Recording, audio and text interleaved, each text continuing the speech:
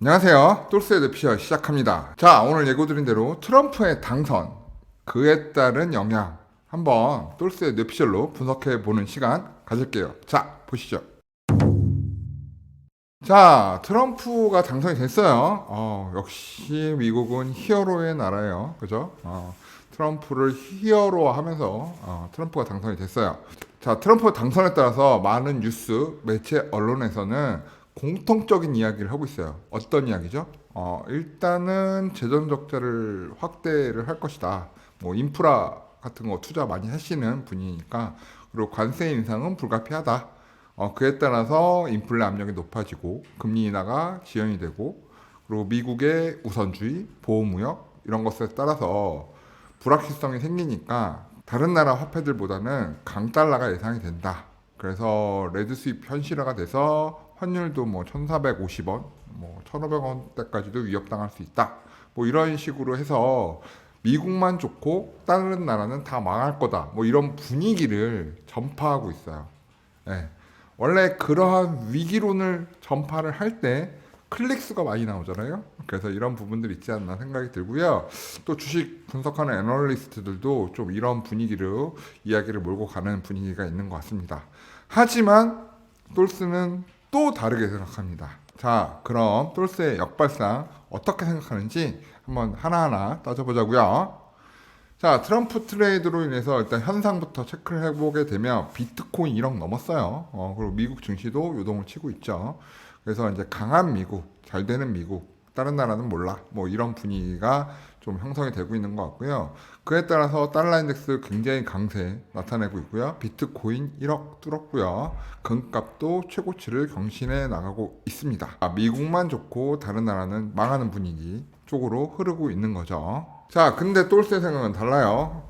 일단은 트럼프는 정치인이라기보다는 비즈니스맨이에요. 예, 부동산 회사의 CEO였고, 그래서 아무래도 개인적으로 트럼프의 인생을 좀 들여다보면 강달러보다는 약달러를 원할 거예요. 이유는 트럼프는 미국이 무역수지 적자를 겪는 것이 가장 큰 문제라고 생각을 해요. 가장 큰 문제. 그러면 미국의 무역 수지를 개선하는 데 있어서 첫 번째 개선해야 될 것은 강달러예요. 미국은 수입이 굉장히 많은 나라잖아요. 그래서 수입이 굉장히 많은데 강달러다.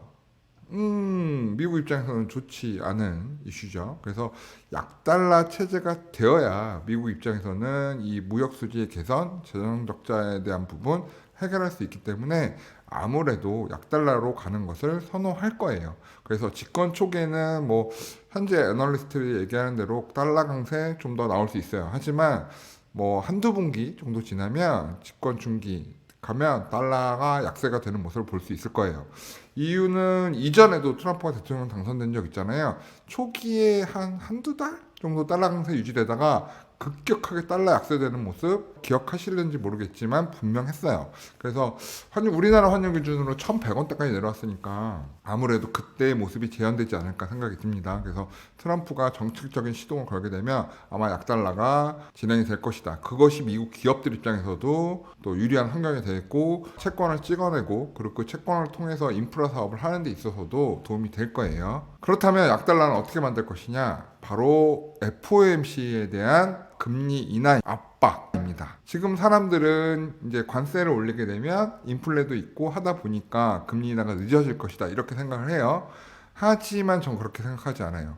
FOMC의 지금 금리 인하는 적정 수준의 금리로 찾아가는 정상화 과정이지 긴축을 완화하고 돈을 푸는 방식이 아니거든요. 네. 그래서 정상화를 찾아가는 수준의 금리 인하기 때문에 금리 인하가 지연되기보다는 인플레랑 상관없이 금리가 적정 레벨을 찾아가는 수준으로 금리 인하는 계속 진행이 될 거라고 보고 있어요. 거기에 트럼프가 기업의 투자를 유도하고 인프라의 재건을 유도하고 미국 경기 활성을 위해서는 무엇이 필요하죠? 재정 확대 정책이 필요합니다. 재정 확대 정책에 있어서 금리 인하는 필수예요. 그렇기 때문에 아마 트럼프는 본인 집권하고 나면 아마 내년부터, 올해부터 바로 그러진 않을 것 같고, 금리 인하 이런 이야기들을 계속 언론 플레이를 할 거예요. 그러므로 인해서 금리 인하가 유도가 되는 효과가 있을 거거든요. 그래야 트럼프가 생각하는 미국 기업의 성장, 투자, 그리고 본인의 인프라 재건 산업의 투자, 그리고 미국의 재정 건전성 악화, 이걸 다 해결할 수 있어요. 그렇기 때문에 금리 인하는 내년부터 점점 강세로 가고 그때 맞춰서 달러의 약세가 진행될 것이다 라고 명확히 보시는 게 좋습니다.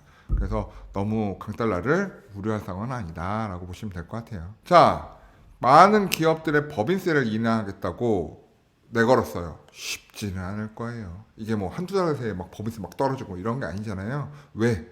의회가 있잖아요. 의회가 있어서 아마 민주당의 거센 반발이 있을 거예요. 그래서 해리스 같은 경우는 뭐 부자세, 뭐 증세 얘기했기 때문에 아마 민주당의 기조는 세금을 올리는 측면인 거고, 트럼프가 대통령이 됐지만 국회하고 논의를 해야 되는 부분이라 시간이 굉장히 오래 걸릴 거예요. 하지만 증세가 아니라 감세의 기조로 하는 것은 기업들이 그럼 지금부터 투자를 해서 돈 좀 벌어볼까 하는 분위기를 만들어줄 수 있고요. 그것이 미국 경기 전반에 따뜻한 바람을 불어줄 수 있어요.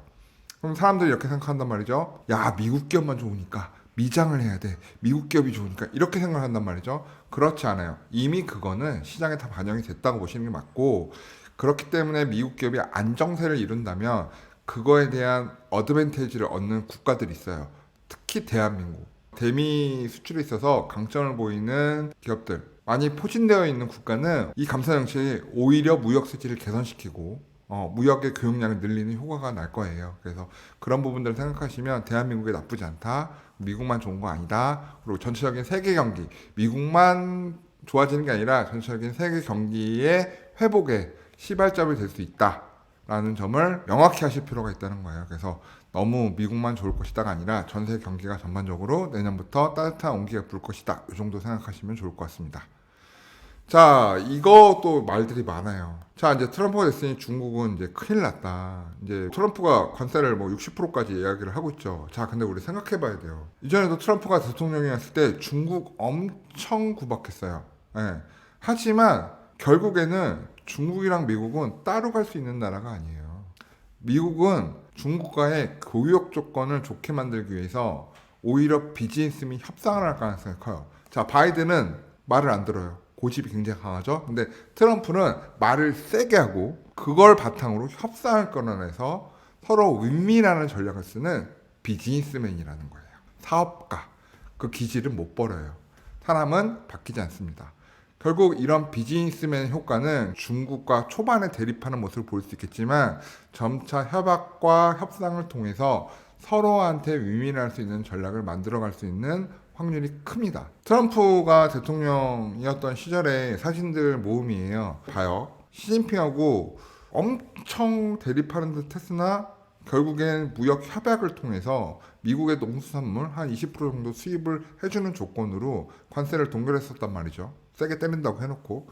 그래서 시진핑하고도 핸드쉐이크 하는 모습이 있었고, 러시아 푸틴 대통령이 뭐라고 해요? 트럼프는 나의 가장 베스트 프렌드다. 자, 러시아하고도 이렇게 핸드쉐이크를 할 수 있고 서로 우호적인 관계를 끌어나갔던 게 누구예요? 트럼프예요. 러시아하고 미국하고 악수를 한다? 말이 됩니까? 자, 중동. 바이든하고 중동하고 엄청 대립했잖아요. 사우디 왕자는 바이든을 만나지도 않았어요. 하지만 트럼프는 집권했을 때 중동을 압박하기도 했지만 핸드쉐이크를 통해서 프렌드십을 구축하던 사람이었고, 자, 김정은 어떻게 한다고 그랬어요? 북한. 괴멸해야 된다. 근데 결국에는 어떻게 했어요? 김정은이랑 핸드쉐이크하고 김정은은 나의 친구다 라고 얘기했던 사람이에요. 자, 분쟁의 씨앗은 뿌려요. 하지만 그걸 분쟁으로 극한으로 치닫는 것이 아니라 줄 건 주고 받을 건 받고, 이런 비즈니스맨의 DNA를 가진 게 누구다? 트럼프예요.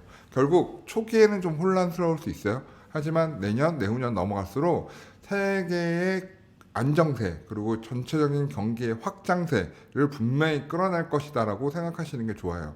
그래서 지금 막 미국만 좋아지고 딴 나라 다 망하는 거 아니야, 이렇게 생각하시는 분들 많을 수 있어요. 언론이 그렇게 풀어가고 있으니까. 근데 그렇게 생각하지 마시고 오히려 바이든 때보다 세계 경기가 회복세를 같이 동반 성장할 수 있다 라는 생각을 가지시는 게 오히려 명확한 판단 아닐까 생각합니다. 돌세 결론이에요. 자, 한국 뭐 국방비가 늘어날 것이다, 뭐 한국 관세 맞아서 한국 기업들 뭐 이익이 줄어들 것이다, 뭐 이런 이야기들 많이 해요. 자, 중국이 교육 조건이 안 좋아지면 한국은 반사 이익을 받게 돼요. 예. 미국에서 수입을 할 때 중국이랑 한국이랑 겹치는 항목들이 꽤 많거든요. 그런 부분에 있어서 한국은 보편관세 맞겠지만 우리나라도 뭐 15%, 20% 맞을 수 있겠지만 오히려 가격 경쟁력에 있어서 한국 제품이 미국에서 더 팔릴 가능성 생각해 봐야 되는 거죠. 양적 성장이 가능하다. 두 번째는 저희 한국 제품이 미국에 수출을 할 때 이제 싸서 팔리는 게 아니에요. 좋아서 사는 거예요. 뭐 반도체, 2차 전지, 뭐 자동차, 여러 가지 IT 산업들이 싸서 사는 게 아니란 말이죠. 이제 가격으로 승부하는 시대는 끝났고 한국의 기술력, 그리고 한국만 하니까, 그리고 한국만 해낼 수 있는 거니까 이런 것들이 무역 교육 조건에서 수출 품목에서 최상단부를 차지하고 있다는 거 여러분도 잘 아시잖아요. 그렇기 때문에 관세가 붙으면 그만큼 가격을 올려서 판매하면 되는 부분이기 때문에 그렇게 크게 걱정할 부분은 아닙니다. 오히려 미국과 중국의 충돌 과정에 있어서 한국은 굉장히 단기적인 혜택을 볼 수 있다. 그리고 이제 금리 인하의 속도가 바이든 때보다 더 빨라지게 되면 트럼프는 낮은 금리를 원할 거기 때문에 약달러가 돌아오면서 한국의 교육 조건도 뭐 1,450원 이런 환율대가 아니라 1,350원, 1,250원대의 환율도 볼 수 있다. 그렇게 되면 전체적으로 대한민국 경기에 도움이 될 것이다. 요렇게 역발상을 하고 요렇게 생각해 보는 것이 오히려 투자하시는 데는 도움이 되지 않을까 생각합니다. 자, 이렇게 본다면 한국의 자산시장 오히려 트럼프의 당선이 위기가 아니라 기회일 수 있다는 거 꼭 염두에 주셨으면 좋겠어요. 트럼프의 당선이 확정되자마자 코스피가 굉장히 큰 폭의 조정을 겪고 있는데 뭐 관세 뭐 이런 것 때문에 이제 흔들리는 부분이 있는 것 같아요. 하지만 그렇게 판단하지 마시고 조금 긴 호흡으로 내년을 바라보고 내후년을 바라본다면 지금 자산시장에 접근하는 것 나쁜 선택 아니라고 생각합니다. 대한민국 부동산 결국 대한민국의 기업이 잘 되고 세계 경기의 흐름이 안착되게 되면 대한민국 부동산 가격도 굉장히 잘 갈 수 있다는 거. 미국의 금리 인하가 빨라지면 한국의 금리 인하도 어느 정도 압력을 받을 수 있다는 거. 환율이 안정화되면 우리나라 금리도 내려와야 한다는 거. 그리고 미국의 인프라 재건 사업을 통해서 원자재, 뭐 나무라든가 철근이라든가 이런 부분들에 대한 가격이 오르게 되면서 부동산 가격이 하방으로 내려가기는 어렵다는 거. 그리고 트럼프의 시대에서는 경기가 어렵다기보다는 경기의 회복적으로 탄력을 받을 가능성이 높다는 거, 이런 것들을 전반적으로 생각해 보았을 때 대한민국 부동산, 대한민국 주식시장 그렇게 나쁘게 볼 이유는 없다라고 보고 있습니다. 자, 항상 위기 속에서 기회를 찾는 여러분 되셨으면 좋겠고, 남들과 똑같이 생각하는 사람은 절대 부자가 될 수가 없어요. 무엇이 위기인가 왔을 때 이것이 진짜 위기인가 보고 혹시 이 안에 기회의 요소는 없는지 다시 한번 들여다보는 여러분 되시길 바라면서 똘스의 뇌피셜은 오늘 여기까지 도움이 되셨길 바라고 구독, 좋아요, 알림 설정 해주시면 감사하겠습니다. 오늘 여기까지 할게요. 다음 시간에 또 재밌는 내용으로 돌아오겠습니다. 여러분 감사합니다. 오늘의 영상 도움이 되셨나요? 구독과 좋아요는 저희에게 큰 힘이 됩니다.